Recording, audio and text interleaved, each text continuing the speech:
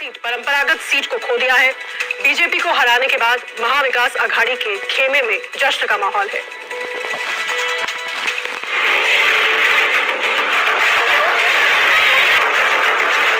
और त्रिपुरा में विधानसभा चुनाव के साथ ही देश के 5 राज्यों की 6 विधानसभा सीटों पर उपचुनाव भी हुए थे। इनमें से महाराष्ट्र में बीजेपी को झटका लगा है। यहाँ बीजेपी ने अपनी ट्रेडिशनल सीट परंपरागत सीट को खो दिया है।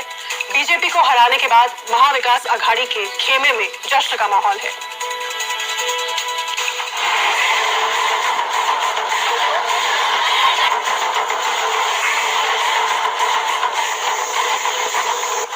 राज्यों में विधानसभा चुनाव के साथ ही कई राज्यों के कुछ विधानसभा सीटों पर उपचुनाव भी हुए थे, जिसके नतीजे सामने आए।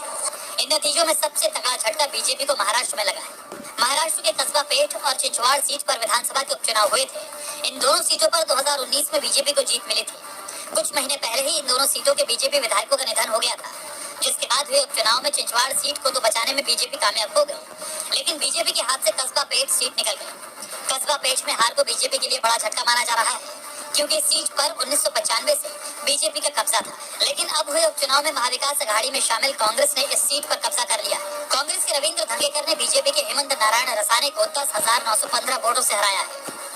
कस्बा पेठ में जीत के बाद महाविकास अघाड़ी के कार्यकर्ताओं और नेताओं ने जमकर जश्न मनाया।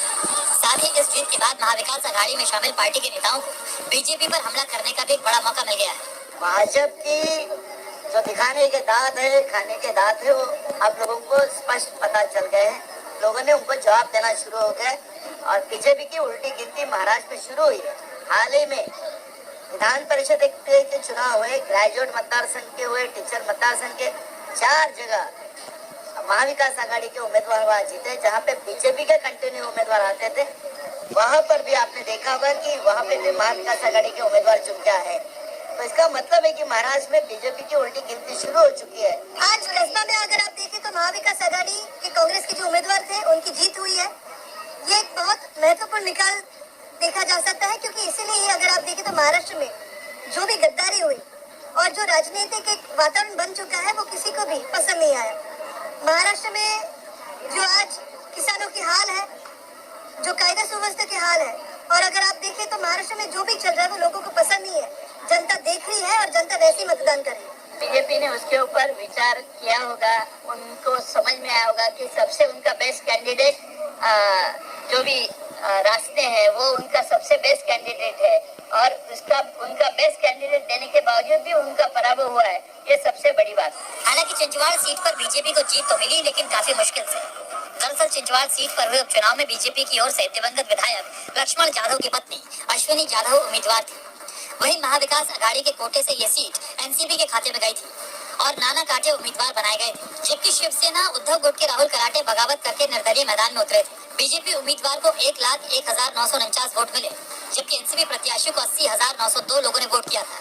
वहीं बागी राहुल कराटे के खाते में 30,000 से ज्यादा वोट आए, यानी करीब 20,000 वोटों से एनसीपी के उम्मीदवार को हार का सामना करना पड़ा।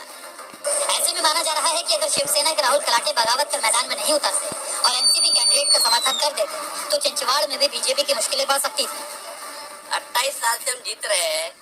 जब 28 साल से कांग्रेस हार रही, राष्ट्रवादी हार रही, तब किला उनका उद्भव नहीं हुआ था।